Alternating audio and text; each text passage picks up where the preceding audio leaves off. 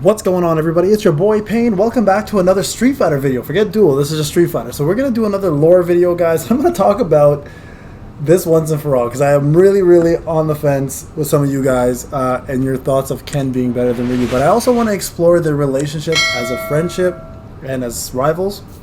And I think it's actually one of the worst story-wise lore relationships in any story history. And we'll talk about the reason why and my thoughts on it. And I hope to hear back from you guys because I think this is a pretty crazy topic, right? If you are a Street Fighter fan, you know the two main Street Fighter characters that everyone always wants to be is Ken and Ryu. Like, it's rare to get a Guile here and there. Back in the day, especially when I was younger, when I first discovered Street Fighter, Ryu was like the go-to character for me. Like, he was the GOAT. Still is the GOAT. I don't want anyone disputing that even. But there's a lot of people who think Ken is actually the better of the two. And I want to kind of do a comparison, a lore thing with you guys. Now, you guys have seen this in the last video I put with Gotetsu. This is Street Fighter Wiki, a really good source for lore. And I'm going to compare the two units real quick, the two characters real quick, and then we're going to talk about the relationship and the various different things that both of them bring to the table, but how they are probably one of the worst friendships in history because of their dynamic, right, and how different they are. Okay, so first off, let's talk about Ken. I'll start with the second best character here for you guys. Ken Masters, if you guys didn't know his last name, Masters, amazing last name by the way. He's always been the second place. He's kind of like the Luigi of the Marios. Like, he's Ryu's Luigi, or Mario and Ken is the Luigi. Let's be real, that's just a fact of it, right? Unless you're talking about the Street Fighter 2 original movie with Jean-Claude Van Damme, where Guile is Mario and everyone else is just a bunch of toads. But this, he's also the best friend for Ryu and is a longtime rival. Now, if you played or watched the Street Fighter Alpha movie or played the Street Fighter Alpha games, in the lore perspective, Ken Masters was actually brought into Japan by his dad to pretty much train under Goken, right? And Ryu was also the star, was essentially there at that time. And Ryu has no past, but Ken has he comes from a rich family. Depending on the lore you're looking at, I believe his mother is Japanese and his father is American, or vice versa, depending on which one. So he does speak Japanese. He's also very quick to trigger. He has anger management issues. He has a huge ego, and he's pretty much got a silver spoon in his mouth because of the rich family that he comes from, which essentially he conquers and ends up using to his advantage to become a better person. But let's talk a little bit about him, okay? So Ken's goal is to test power against many different fighters and strive to become stronger. Realistically, the only person he cares about being stronger is Ryu. This is a little bit of a... It's interesting that they worded it this way, but he holds more restraint due to not wanting to jeopardize family life. Again, very much true on the restraint part until he fights. Like, he doesn't pick fights as much, but he's the American champion of street fighting. Like, it's a known thing about his lore. Now, the main thing to keep in mind as well, too, is the fact that Ken is a lot more ruthless than Ryu. He's a lot more chauvinistic. He's a lot more egotistical, which for a lot of people can relate to whales, right? We whales are kind of like that. I mean, like, whales love to show off. Whales like to be aggressive with their purchasing. So Ken would be a whale in real life. Not to mention he's got the money to do it. So let's be real. Ken is the whale of gacha gaming in this case, if you want to compare. Let's talk a little bit about what Ken is, who he is, where he's from, etc. So his appearance is pretty straightforward. Like, he'll wear different outfits depending on where you're looking at, right? Like, he's got the red gi most of the time until he get into, I believe, Street Fighter 5, where he's got the black outfit with the red gi underneath. He's got the red gloves. Now in Alpha, I thought Alpha had the best look for him. He had the ponytail, right? The long hair, the ponytail. I thought that was Ken's best look. I hated the short shoulder length hair in the original Street Fighters. That might have been one of the reasons why I was so not into the character, just his look. But in the actual Alpha series, he did have the long hair, which eventually gets cut off. If you haven't seen the movie, spoiler alert, gets cut off, and then his red Ryu's red headband actually is attached to his hair and is actually passed on to Ryu, and that's why he wears it as a token of their friendship, which is probably the most sentimental thing realistically about the two that ever happens. So yeah, he's absolutely one of the most popular characters in Street Fighter, but again, he has changed his appearance base throughout the story. So in Street Fighter 2 V, that's an actual offshoot Street Fighter cartoon series that came out, he actually has a little more reddish hair, which is very true, and he does have a different outfit altogether. In Street Fighter 5, like I said, he's gone through a whole appearance change. He's got a black Nevex training shirt, got several linings in his place, so absolutely he's completely... And I actually think that Ken, so this Ken right here, guys, is the best. Oops, this is a quiz. This Ken right here is actually the best looking Ken out there. Like the newest Ken, I think, is a great combination of Alpha and the original. He looks mature as hell, right? So I totally love that appearance. Now the concept here behind him, when he was drawn, he was he uses Benny appearance in Square Jungle essentially to be his. This is right here. If you want to know what the original Ken inspiration was from, Ken has also been inspired by Joe Louis, who was a real life martial arts karate world champion. So pretty much the style and everything came from him. Ken was originally named Yu, being named after the Japanese Street Fighter planner Hiroshi Matsumoto, and that I knew. That was a long time ago. However, they changed his name obviously to mean fist instead during development. He gained his last name when toy company Hasbro got the license to add Street Fighter 2 to the G.I. Joe toy line, which was hilarious. I actually never knew that. I just read this and I was like, whoa, that's crazy. And it's believed, though, they confirmed that the name was given to avoid copyright issues with Ken Carson from Mattel's Barbie. So yeah, you guys know who Ken is, Ken and Barbie, right? The more popular of the Kens is definitely the Barbie version. So yeah, so talk about his personality, and this is absolutely true. Well, and I mentioned this earlier, where Ryu is more stoic, serious and stoic, Ken is the complete opposite, and this is a fact. And this is kind of why I relate more to Ryu, because I'm more him in real life. I'm more calm, I'm more relaxed, I find I'm more stoic at least.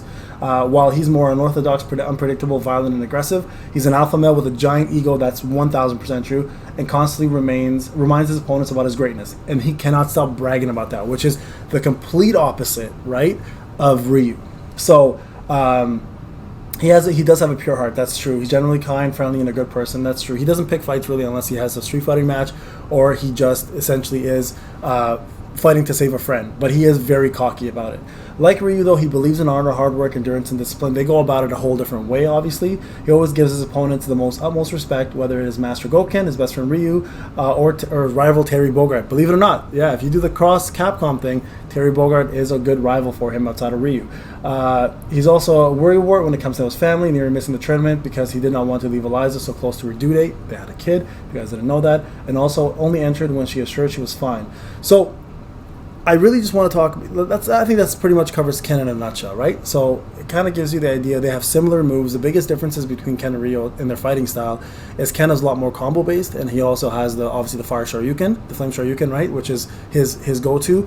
He also Hadouken isn't really his main weapon. It is his kicks and it is his Shoryuken. That has always been Ken's go-to. Hadouken is almost like a backup for him. While Ryu, on the other hand, is the whole other complete opposite spectrum of personality, right? And this is the guy that I love. Now Ryu doesn't have a last name, depending on lore. We don't really know much about his past, right? He was just kind of dropped off to Master Goken doorstep, and he became his star pupil from day one. He raised him like a son, and there's really not much known about Ryu and about his parents or anything like that, right? Depending on the lore you're looking at. Now, in terms of where the drawing inspiration comes from, it's Masatutsu Aomi and Yoshiji Sonoa from Karate Master. I've never seen this. I didn't know this, actually. I just read this and I was surprised. His rival Sagat is visually based on Yoshiji Sonoa's rival Reba. So you can tell the old Japanese movies inspired the characters to come out the way they did, right? So Ryu's name is after the original creator Takasha Nishiyama. Early in development, he was going to be named Ryochi, but they shortened it to Ryu later on. The symbol for the first Chinese character used to spell Nishiyama's name, Takashi, can also be pronounced Ryu. So little things I didn't know about it as well. Is Street Fighter Ryu's stance was similar to that full contact karate, and it's very true. If you look at this, it's the exact same stance. That I did know, actually. I did know they were inspired by that.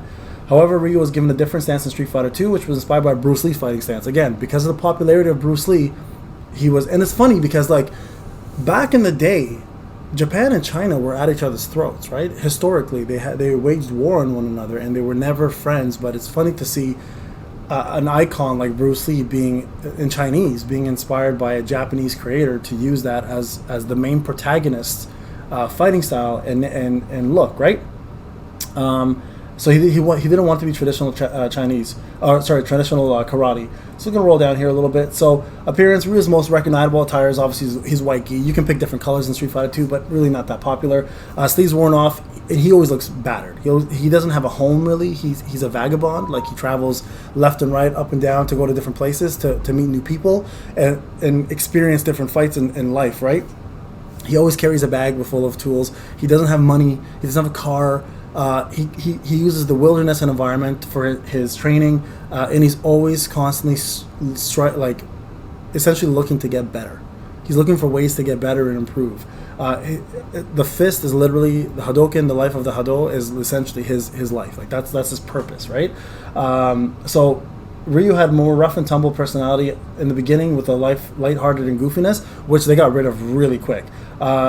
Essentially, in Street Fighter Alpha, you see a rookie version of him who can't control the Satsu no Hado. He's being corrupted by because of Akuma's presence, the death of Goken, or the death, I'm going to quotation, and he has a really hard time competing with keeping the good side of him in order to avenge his master, right? And the Satsu no Hado is pretty much like the dark side in Star Wars. So that battle within is a representation to me of all of us. Like, we have our own demons, we have our own problems, and Ryu is the perfect example of something we fight daily within ourselves, whether it be addictions, whether it be issues with family, financials, whatever it is. He constantly is trying to overcome and see the good in everything, including himself, right? And that, to me, is a lot more powerful in personality than Ken, who has everything he needs, and all he's really looking for is the next best thing, the next best fight. And of course, the relatability. He has a family. We all have families, most likely, or most of us do. At least some of us don't. And that, in that regard, we can relate to Ken a little more. But with Ryu's internal battles with himself and his own waging war to keep sanity, is something I believe all of us face every day. And it's like, he really needed a psychologist. Like Ryu really needs to see a therapist for this. He hardcore had some issues. Now, their rivalry, he also has, and I mentioned this earlier, Ken's red headband, right? So in Alpha, he has the white headband before Ken actually gives it off to him, and he holds on to the red one as a token of their friendship. Now, Ryu's personality is wise, he's humble, he's self-deprecating, he's a respectful individual, and you could tell, like, if you watch the original Street Fighter 2 animated series, like when he meets Fei Long and he beats him up, doesn't even want to fight him in the first place, but he's kind of forced into it, takes a little bit of a beating, gives it back. Fei Long realizes who it is, and knows that this man actually beat Sagat. And going to Sagat, right, like, Ryu fought the Muay Thai champion of the world and came out alive. Not only alive, but he unfortunately resulted in using a Shoryuken that had some of the Satsu no Hado in it, and gave Sagat that scar, and which gave Sagat pretty much the will to live and come back and beat Ryu in a fight. And Sagat's a whole different dynamic. We'll talk about him some other day with lore. But that, I think that day pretty much cemented Ryu to look further within to get better without relying on that evil power, right? And he continues to do this. Like, even when in the animated movie, which again may not be lore, but when Dawson is fighting Yahanda and Dawson stalls and Yahanda beats him, and he says, "Have you ever felt the soul of or fighting spirit of another?" Fighting spirit, Street Fighter Duel, you guys get it? He meant Ryu, and he just gives off that aura, that power, and that's why Bison was so interested in him in that movie. And Bison is another lore character I want to talk about, right? So here's where I kind of have issues. Like, I love Ryu for that. He's the best character in my opinion because of what he represents in humanity. Hard work, discipline, beating your own demons, relying on yourself, constantly perfecting your skills, being there for the ones you love, but also just being free. Something that we don't have in our life is freedom, and Ryu brings a lot of that. Now, here's my problem with their relationship. This is why I think this is the worst relationship in any history of any lore.